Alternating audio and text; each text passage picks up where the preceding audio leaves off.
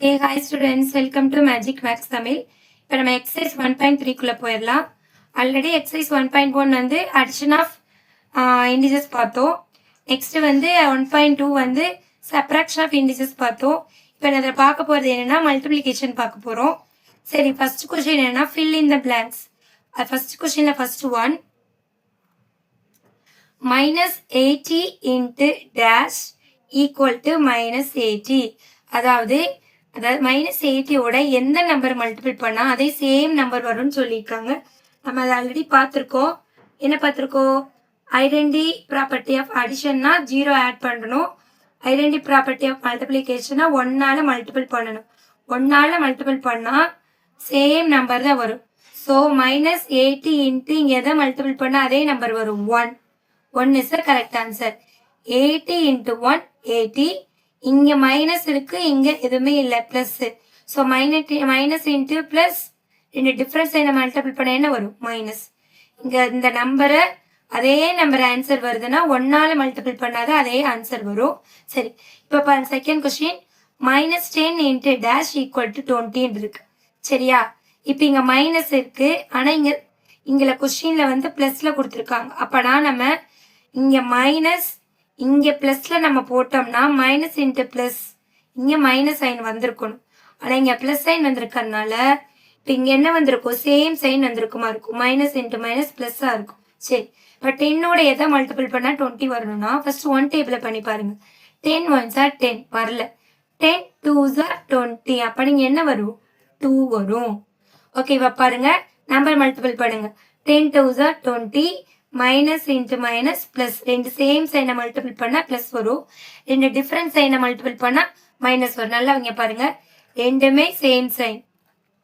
ரெண்டுமே சேம் சைனை மல்டிபிள் பண்றப்ப நம்மளுக்கு பிளஸ் சைன் வரும். ஓகேவா?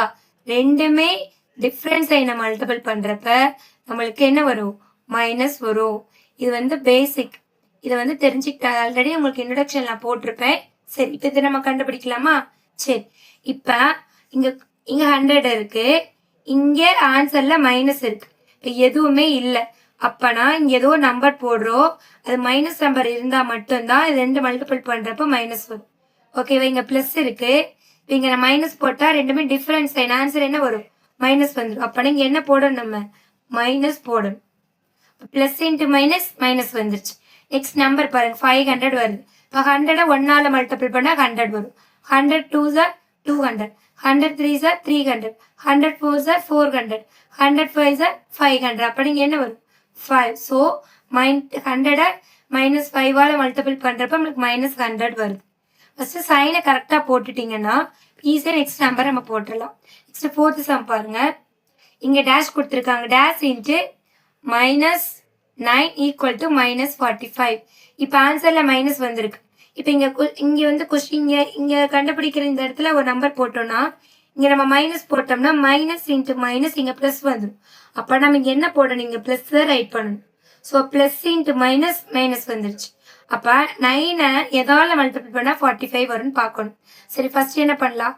அதாவது இந்த சைடு ஆன்சர் கொடுக்கலனாலும் எப்ப பண்றோம்ல 1 டேபிள் 2 டேபிள் அதே மாதிரிதான் இந்த சைடு கொடுக்கலனாலும் 1 டேபிள் பண்ணி பாருங்க. 9 1s are 9. 9 2s are 18. 9 3s are 27. 9 4s are 36. 9 5s are 45. அப்படி என்ன வருது? 5 வருது.